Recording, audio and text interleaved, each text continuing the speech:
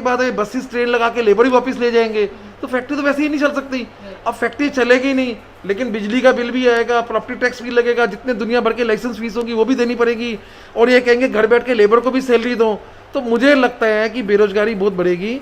4 मई से दिल्ली की सरकार ने ये तो बोल दिया कि इंडस्ट्रीज दिल्ली में चल सकती है, लेकिन अभी भी बहुत कन्फ्यूजन है, बहुत समस्याएं हैं कि कौन सी इंडस्ट्री खुल सकती है या कौन सी नहीं खुल सकती। अभी हम हैं, जैसे आप देख सकते हैं, ओखला चेंबर ऑफ इंडस्ट्रीज़ के ऑफिस में, जहाँ पे हमने बात करी है यहाँ के रिप्रेजेंटेटिव से, यहाँ के इंडस्ट्रियलिस्ट से, ये जानने के लिए कि क्या उनको गाइडलाइन समझ आई हैं या नहीं आई हैं, 2 क्या वो सैलरीज लोगों को पे कर पा रहे हैं या नहीं कर पा रहे हैं, और 3 इस कोविड-19 के लॉकडाउन की वजह से उनको कितने लॉसेस हो रहे हैं।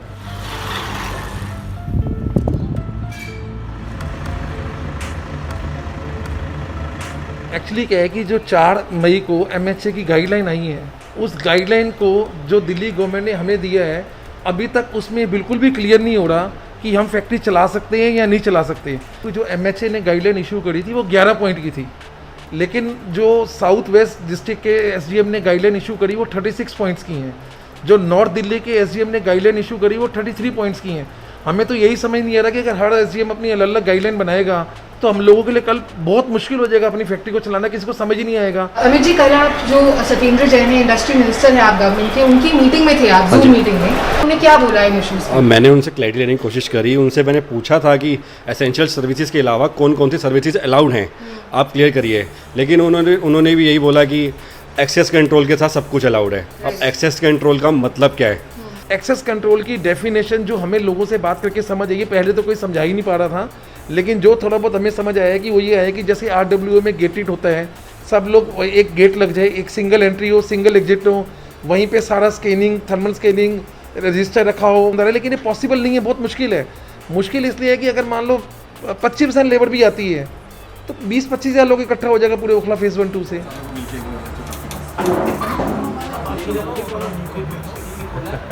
22 तारीख को जब लॉकडाउन हुआ था तो इन्होंने बोला था कि ह्यूमैनिटी के नाते इनको 31 मार्च तक की पूरी सैलरी दे दीजिए, नोटिफिकेशन भी आया था, तो हम लोगों ने दे दी थी। अब जब अप्रैल के महीने में हमारा कोई इनकम सोर्स ही नहीं है तो हम सैलरी कहाँ से देंगे?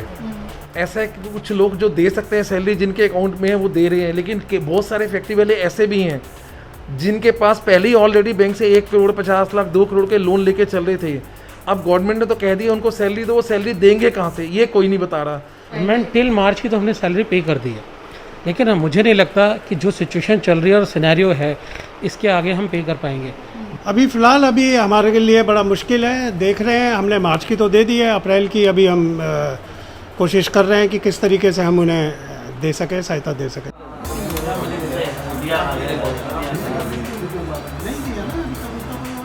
एक्चुअली क्या है, गवर्नमेंट ने तो कह दिया उनके लिए गाड़ी अरेंज करनी है, ट्रांसपोर्ट अरेंज करनी है, और गवर्नमेंट ने हाँ वो भी सोशल डिस्टेंसिंग के साथ, इतने वर्कर बैठेंगे, या आपका उनको फैक्ट्री में रहने का अरेंजमेंट करना है। लेकिन गवर्नमेंट ये नहीं बता रही कि अगर उनका रहने का अरेंजमेंट करते हैं, ट्रांसपोर्ट का करते हैं, या इतनी हम सारी फैसिलिटी बढ़ते हैं, उससे हमारी कॉस्ट बहुत महंगी हो जाएगी।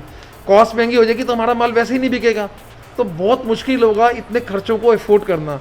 ओखला की बात बताऊँ तो छोटी छोटी हमारी फैक्ट्री हैं, कोई 100 गज में है, कोई 200 गज में है, कोई 500 गज में है। उसमें इंडस्ट्री में हम लेबर को कहाँ रखेंगे, किस तरीके से रखेंगे, हमारे को यही नहीं पता लग रहा। मैंने अपनी लेबर से बात करी तो मैंने उनको बोला कि आपको फैक्ट्री के अंदर, प्रेमिसेस के अंदर, हम आपको जो भी खाने पीने की फैसिलिटीज़ है, आपका खाना रहने का, हम आपको फैसिलिटी प्रोवाइड करेंगे। लेकिन लेबर सुनने को राजी नहीं। लेबर कह रही है कि हम अपने घर में से डेली मूवमेंट करेंगे। वो कहता है हम अपने फैमिली मेम्बर से कैसे मिलेंगे। इस केस में हमें क्या करना चाहिए? एक दिक्कत हो रहा है कि आधी लेबर तो हमारी वैसे भी गांव जा चुकी है, और अभी हमें पता चला है कि ये बसेस और अरेंज हो रही है, बाकी लेबर भी शायद जाने के उसमें है। ये कह भी देंगे फैक्ट्री खोलो, लेबर ही नहीं होगी तो फैक्ट्री खुलेगी कहाँ से? मैडम, एक पैथोलॉजी के लिए रिपोर्ट पेपर सप्लाई करता हूँ, जो कि एसेंशियल आइटम है। मैडम, मैं फैक्ट्री अभी तक इसलिए चालू नहीं कर पा रहा कि गवर्नमेंट के गाइडलाइंस इतने स्ट्रिक्ट हैं कि अगर आपकी फैक्ट्री में कोई कोविड-19 का पेशेंट आता है तो आपके फैक्ट्री मालिक के अगेंस्ट FIR हो जाएगी। हमने उनसे ये पूछा था कि अगर आपकी हम फैक्ट्री रन कर रहे हैं, अगर कोई वर्कर को कोविड-19 हो जाता है तो उस कंडीशन में हमारे ऊपर क्या एक्शन होगा? FIR होगी या फैक्ट्री सील होगी या कुछ और कोई मुकदमा दर्ज होगा? उस रिगार्डिंग कोई जवाब नहीं मिला उनका। अच्छा, एक तो हम लोग इतना रिस्क लेके क्योंकि आज अगर हमारी फैक्ट्री में कोई कोविड-19 का पेशेंट गलती से आ जाता है तो उसकी फैक्ट्री बंद हो जाएगी। जब मीडिया के एक रिप्रेजेंटेटिव ने आकर गवर्नमेंट की तरफ से MHA ने बोला कि आप चालू कर सकते हैं और आपके ऊपर कोई FIR नहीं होगी, लेकिन जब हम इस चीज़ को कंफर्म करते हैं लोकल अपने SDM से या SHO से, तो वो कहते हैं हमारे पास इस तरीके की गाइडलाइंस नहीं है। 1 तारीख मार्च से मैंने मना कर दिया आने वाले टाइम पे आएगी। ऐसा है कि अगर गाइडलाइन क्लियर भी हो जाएंगी तब भी ओखला मुझे नहीं लगता 40-50% से ऊपर चलेगा, क्योंकि कितना है? अभी तो 10-15% भी नहीं होंगे, क्योंकि गाइडलाइन क्लियर होने के बाद ही मैं इसलिए कह रहा हूँ क्योंकि अभी हमारी पूरी सप्लाई चेन तो चालू हो नहीं रही, माल कहीं बाहर जा नहीं रहा।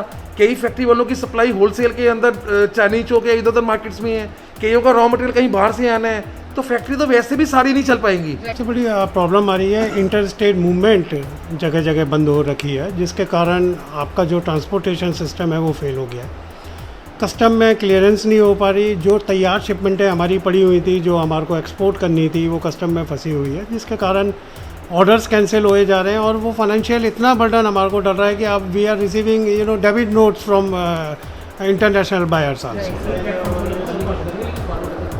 जो सबसे बड़ी बात है जो हमारे गारमेंट इंडस्ट्री में छोटे छोटे वेंडर्स हमारे होते हैं, हमारे फैब्रिकेटर्स होते हैं, वो अब इस हालात में पहुंच गए हैं कि वो बैंकरप्ट हो गए हैं।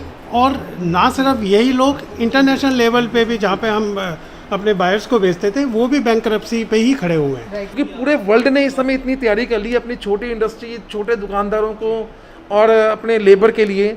इंडिया के अंदर उस तरीके का कोई भी पैकेज अभी तक नहीं है।